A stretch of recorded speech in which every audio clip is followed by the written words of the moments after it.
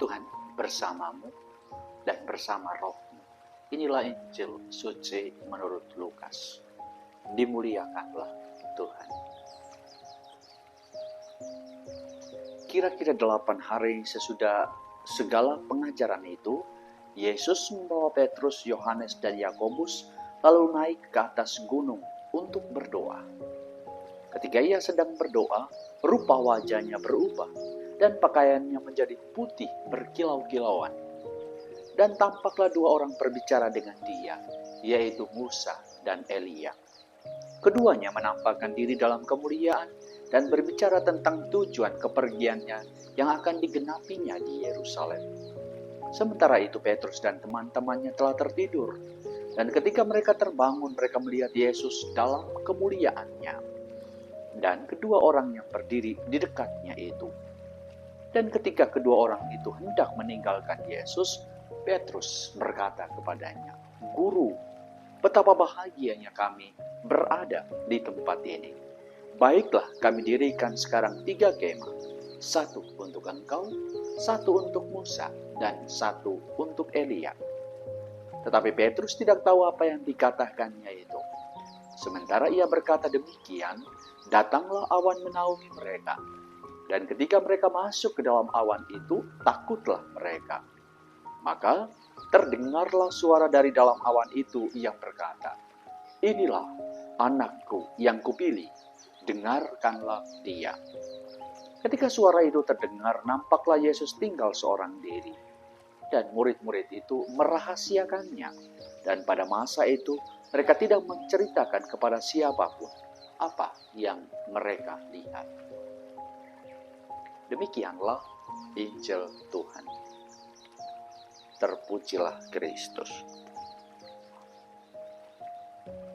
Para saudara dan saudariku yang dikasihi oleh Tuhan, pertanyaan yang muncul ketika kita membacakan teks ini sebenarnya teks ini cocoknya ditempatkan di dalam peristiwa transfigurasi, pesta dalam liturgi, karya liturgi yang bercerita tentang transfigurasi. Pertanyaan yang sangat sederhana untuk kita, mengapa teks ini ditempatkan di dalam masa Prapaskah?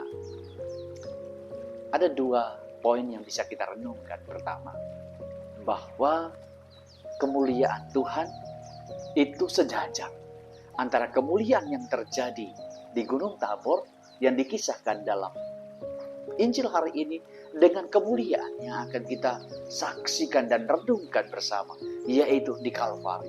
Dan itu dikatakan di dalam teks yang tadi. Dikatakan ketika berbicara dengan Musa dan Elia, mereka berbicara tentang ketujuan Yesus di Yerusalem. Jadi kemuliaan Tabor itu memiliki relasi yang erat dengan kemuliaan di Kalvari, yaitu di salib. Dan satu pesan untuk kita yang paling menarik, yaitu pertama-tama, bahwa kemuliaan kita itu pertama-tama datang dari Tuhan. Tuhan yang memuliakan hidup kita. Dan itu persis yang dialami Yesus di Tabor.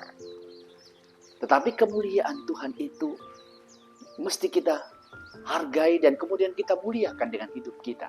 Bagaimana cara memuliakan hidup kita dalam kacamata iman Katolik? Yaitu pertama-tama ialah salib, seperti Tuhan sendiri. Mari kita memuliakan hidup kita dengan perjuangan hidup kita setiap hari. Dengan salib-salib kita, dengan penderitaan kita yang kita alami karena Kristus dan karena Tuhan. Itu pesan pertama untuk kita.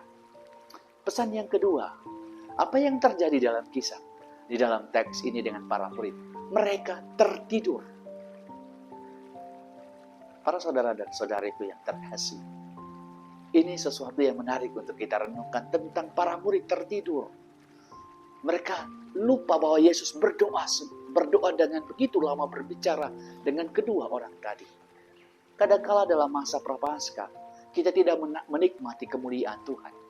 Karena kita dalam tanda kutip tertidur, terlelap oleh karena kelemahan-kelemahan kita, oleh karena dosa-dosa kita.